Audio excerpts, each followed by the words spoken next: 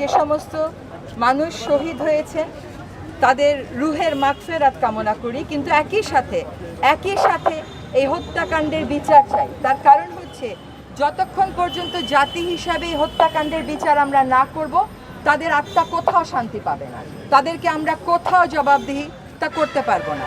আমি শুধুমাত্র যারা মারা গেছেন সে সমস্ত পরিবারের মা বাবা বা সদস্যদেরকে বলি না যে আপনারা শান্তি খুঁজে পান।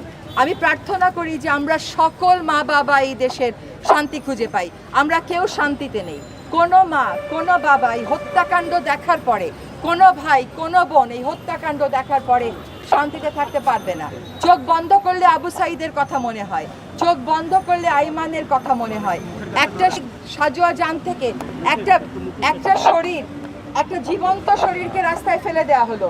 সে জীবিত ছিল, তাকে ডাক্তারের কাছে নিয়ে যাওয়া হলো না। এই দেশে আমরা শুনলাম গুলিবিদ্ধ অনেকে হাসপাতাল থেকে হাসপাতাল ছুটেছে, তারা আন্দোলনকারী বলে তাদের চিকিৎসা হয় নাই। ধিক্কার জানাই এই চিকিৎসা ব্যবস্থাকে, ধিক্কার জানাই এই বিচার ব্যবস্থাকে, যা আজ পর্যন্ত ন্যায়ের পথে, এই বাচ্চাগুলোর জীবনের অধিকারের পথে কোনো রকম ভূমিকা রাখেনি। আমি এই হত্যাকাণ্ডের জাতিসংঘের অধীনে তদন্ত চাই, আমি জাতিসংঘের অধীনে তদন্ত চাই। আমরা এর আগে 21শে আগস্টের গ্রেনেড হামলার বিচার বিভাগীয় তদন্ত দেখেছি না? সেখানে কি জজ মিয়া সৃষ্টি হয় নাই? হয়েছিল। কাজে আমরা নিরপেক্ষ, সুষ্ঠু, একেবারে স্বচ্ছ এমন বিচার দেখতে চাই যা হবে জাতিসংঘের অধীনে। প্রতিটা লাশের বিপরীতে আমরা জবাবদিহিতা চাই, প্রতিটা গুলিবদ্ধ দেহের বিপরীতে আমরা বিচার চাই। আমরা জবাবদিহিতা নিশ্চিত করে তবেই আমরা রাজপথ ছাড়ব। আমরা বিচার চাওয়ার পাশাপাশি একই সাথে প্রশ্ন করতে চাই, এই ছাত্রলীগ, ছাত্রদল, এই অস্ত্রধারী ছাত্র সংগঠনগুলো কাদের সৃষ্টি? সেই নষ্ট রাজনীতি আমরা বন্ধ চাই।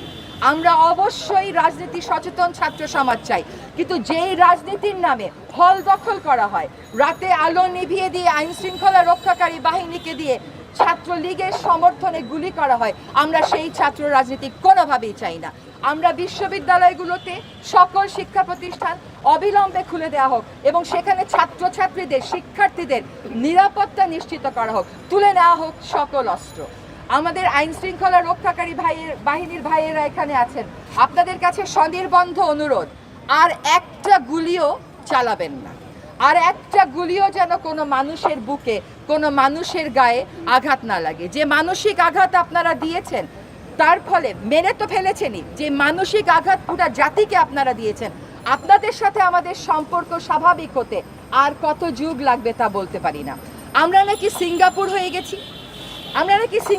গেছি, এতগুলো বাচ্চা মরলে সিঙ্গাপুরে একটা মন্ত্রীও পদত্যাগ করতো না? এটা হতে পারে? এতগুলো লাশের উপরে দাঁড়িয়ে থেকে পুরো ক্যাবিনেট যেরকম ছিল সেরকমই থাকবে? একটা মন্ত্রীর দায় নিয়ে পদত্যাগ করবে না?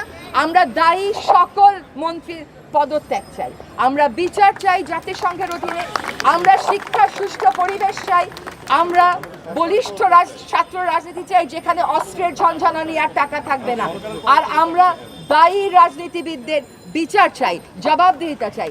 আপনাদেরকে ক্ষমা চাইতে হবে। আমরা প্রত্যেকটা বাবা মা, শহীদের বাবা মায়ের কষ্টের মতন কষ্ট বুকে নিয়ে আছি।